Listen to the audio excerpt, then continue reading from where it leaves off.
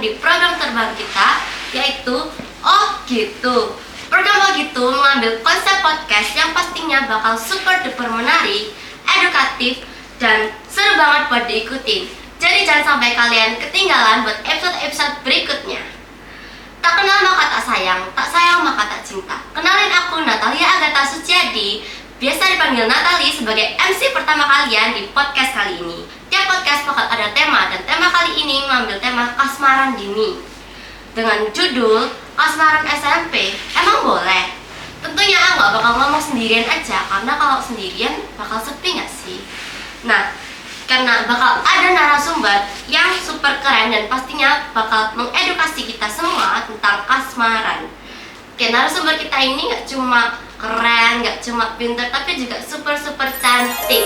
Kalau kata-kata sekarang itu feminine energy banget. Oke, mari kita sambut narasumber kita. Halo. Boleh silakan perkenalan diri. Ya, terima kasih sebelumnya karena sudah diundang di edisi podcast perdana ya. Ya. Perkenalkan, nama saya, kalau pakai saya terlalu baku ya. Nama Ibu Mutiara Julita. Jadi Mutiara ini guru bimbingan konseling di SMPK Untung Suropati. Mutiara lulusan sarjana psikologi dari UPH Universitas Pelita Harapan pada tahun 2020 yang lalu. Dan ngajar di sini sudah tahun keempat, 2024. Salam kenal semua. Jadi setelah ini kita akan membahas tentang kasmaran ya di usia dini, di usia remaja. Jadi semoga bermanfaat untuk teman-teman semuanya. Terima kasih. Itu tadi perkenalan singkat dari narasumber kita, Ibu Mutiara Julita, yang ternyata juga lulusan UPH dari jurusan psikologi. Wah, keren banget. Kalau boleh tahu kenapa itu ngambil jurusan psikologi? Apakah ada suatu cita-cita yang dicapai atau apa? Alasannya ngambil jurusan psikologi karena waktu SMP Mutiara pernah dibully. Pernah jadi korban bullying secara fisik. Jadi waktu itu yang memotivasi Mutiara untuk ambil kuliah jurusan psikologi, karena psikologi itu pasti ada hubungannya dengan tindakan ini ya, bullying, dan kita juga akan belajar bagaimana cara untuk menguatkan mental ketika sedang ada dalam kondisi yang drop seperti itu. Maka dari itu, belajar dari pengalaman yang buruk membuat Mutiara ingin deh kuliah psikologi, siapa tahu nanti bisa jadi konselor untuk orang-orang yang dibully ataupun kasus-kasus yang serupa seperti lainnya. Oke, berarti kalau dari cerita yang Mutiara, jurusan yang Mutiara ambil tuh terkait dari dorongan motivasi masa lalu. Jadi Ibu mengambil psikologi. Betul. Oke, selanjutnya kita bakal masuk ke tema kita tentang kasmaran dini. Pasti kalian juga gimana ya, maksudnya bertanya-tanya gitu kan, kasmaran dini, masa SMP kasmaran, emang boleh? Nah, menurut Bu Tiara sendiri, fenomena kasmaran dini itu seperti apa itu? Oke, kasmaran dini di usia SMP berarti ya, SMP SMA. Oke, jadi kasmaran itu sebenarnya di usia SMP ya, terutama kan usia SMP itu peralihan dari masa anak-anak ke masa remaja. Tentunya kalian semua yang SMP akan mengalami masa pubertas. Di dalam masa pubertas itu, remaja itu sudah mulai mengenal yang namanya lawan jenis. Ketertarikan dengan lawan jenis itu sudah mulai muncul, baik laki-laki ke perempuan, perempuan ke laki-laki. Sebenarnya itu adalah hal yang normal kalau misalnya anak-anak SMP itu mulai jatuh cinta ya istilahnya. Itu hanya saja yang terjadi saat ini ya, dari beberapa kasus yang pernah Mutiara temui, terkadang ada anak remaja SMP itu yang dapat menempatkan perasaannya itu dengan baik, sama ada yang nggak bisa menempatkan perasaannya dengan baik. Misalnya kalau mulai tertarik dengan lawan jenis, itu kalau perubahan positifnya itu mungkin lebih peduli penampilan, mungkin juga lebih rajin ke sekolah, terus lebih semangat untuk berprestasi gitu. Itu sisi positifnya. Tapi kalau sisi negatifnya itu nggak jarang juga ada yang menimbulkan ini ya, masalah baru Semisal kalau gebetannya ya Bu Tiara sebutnya gebetan aja ya, kalau gebetannya nggak masuk sekolah terus kita jadi ikut-ikutan males, dia nggak masuk kok, aku males kok nggak lihat dia gitu, misalnya seperti itu. Terus ada juga emang ganggu konsentrasi belajar, mungkin saking seringnya chattingan nih di WhatsApp gitu misalnya, atau fit call dan sebagainya, malah lupa tugas sekolah, malah lupa belajar tuh. Dan nggak jarang juga kasus ini ya yang paling ditakutkan tuh kepergaulan bebas. Itu akibat tidak bisa mengontrol diri, terus mungkin minimnya edukasi dan pengawasan dari orang tua tentang pergaulan bebas. Maka dari itu remaja sekarang juga banyak ya yang terjerumus ke dalam hal seperti itu. Oh iya, berarti kasmaran dini ini punya efek positif dan efek negatif yang tersendiri. Menurut Tiara itu apakah dampak positif dan dampak negatifnya itu seimbang, atau bisa jadi seimbang, atau malah bisa jadi salah satunya itu lebih banyak daripada yang lainnya? Ya, kalau untuk seimbang atau tidaknya sebenarnya tergantung kepada pribadi masing-masing dari orang itu sendiri. Kalau misalnya dia dibekali dengan pengetahuan, lalu ada perhatian dari orang tua dan guru untuk mengontrol supaya kasmaran itu jangan sampai mengganggu aktivitas keseharian kita, itu sih sebenarnya nggak terlalu jadi permasalahan ya. Tapi kalau misalnya kita sendiri itu tidak bisa mengontrol gitu ya, misalnya muda remaja itu kan tingkat keingintahuannya itu tinggi. Kadang itu juga ada remaja yang saking keponya itu, aku kepo nih sama rasanya pacaran tuh kayak gimana sih, akhirnya tidak sanggup untuk mengontrol, mohon maaf, hawa nafsu, akhirnya terjerumus ke dalam pergaulan yang salah.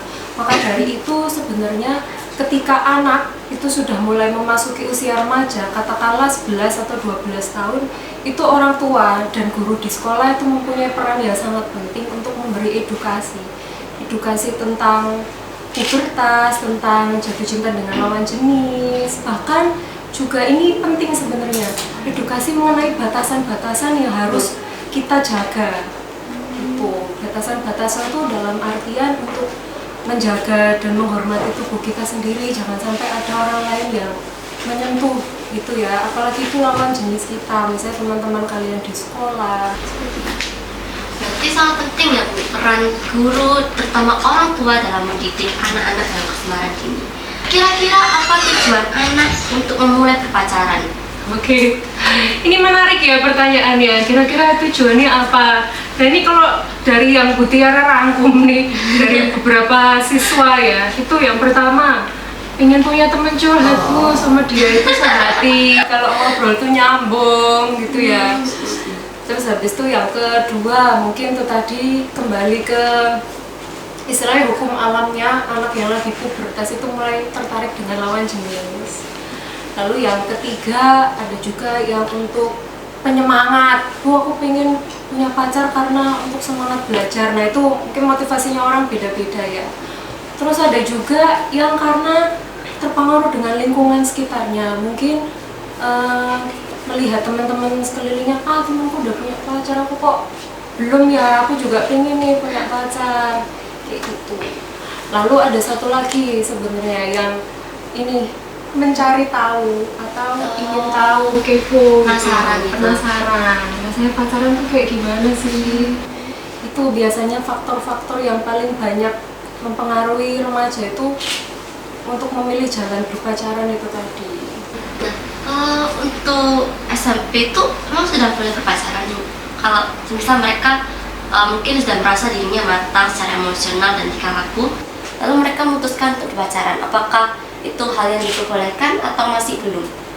Oke, kalau untuk boleh atau enggaknya sebenarnya Bu Tiara nggak bisa bilang itu boleh atau enggak. Jadi sebenarnya kembali lagi ke personal kita masing-masing. Kan pasti kita juga udah bisa merasakan siap atau enggaknya, gitu kan. Karena pacaran itu sebenarnya nggak hanya tentang hal-hal yang menyenangkan aja kan. Maksudnya berpacaran itu juga pasti ada pertengkaran, ada masalah.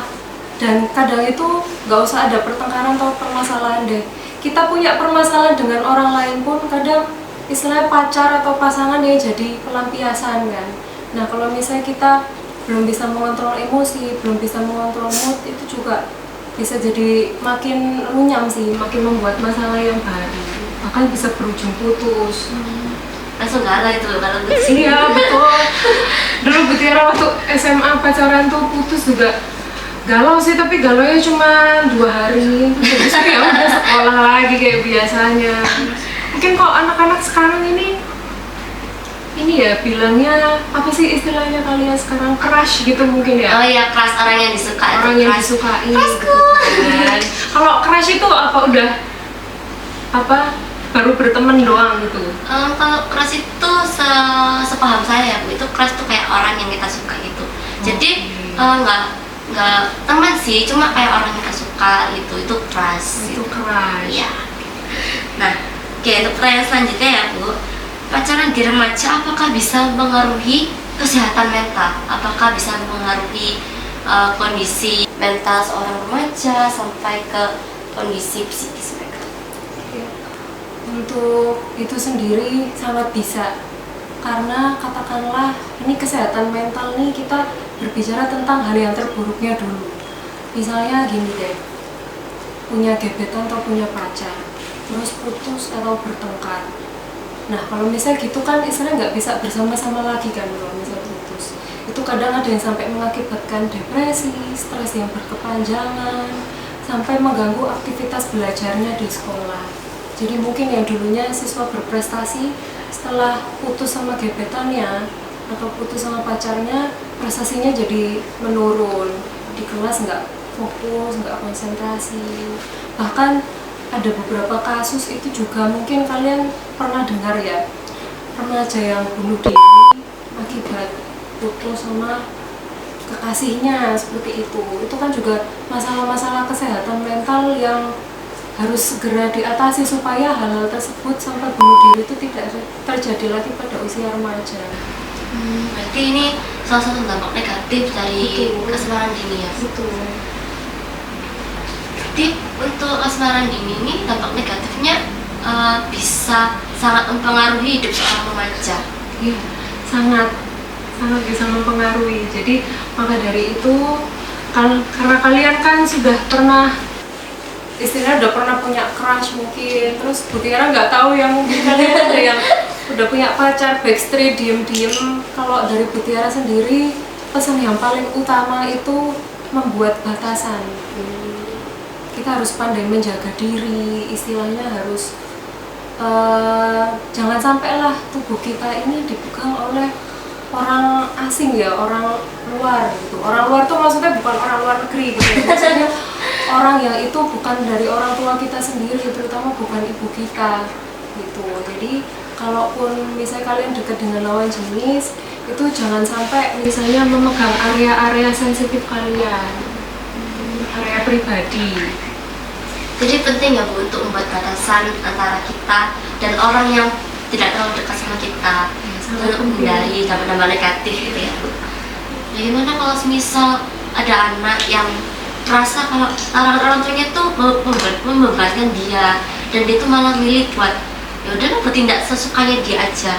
Dan bagaimana Bu cara membuat dia mengerti dan paham kalau larangan tuh bukan cuma bentuk seperti mengekang, tapi juga tindakan peduli dari orang tuanya. Itu berarti istilah kok anaknya udah paling sulit dibilangi gitu ya, harus lebih sering di-talk sih. Misalnya biasanya kok anak ya susah dibilangi, itu pada umumnya karakternya tuh keras. Kalau misalnya anak itu karakternya keras, orang tua atau guru itu juga nggak boleh keras ke anak itu. Jadi kita yang harus mengalah, harus lebih mendekati lagi dengan kasih sayang gitu, sering ngajak ngobrol. Itu pasti hati anak yang awalnya keras itu lama-lama akan gini kok, meleleh gitu ya. Jadi harus lebih banyak sabar aja sih. Jadi harus ditanggapi dengan sabar dan pelan-pelan gitu. Karena kalau misalnya keras sama keras itu malah menimbulkan konflik yang baru. Oke. Selanjutnya ini for the last but not least, pesan atau apakah ada pesan atau nasihat yang ingin Ibu sampaikan untuk anak-anak SMP tentang percintaan? Aduh, tentang percintaan ya. Kira dulu waktu SMP belum pernah pacaran sih soalnya. Pacaran baru SMA. Tapi kalau untuk pesan ya, untuk yang berpacaran, untuk yang mulai jatuh cinta berarti ya.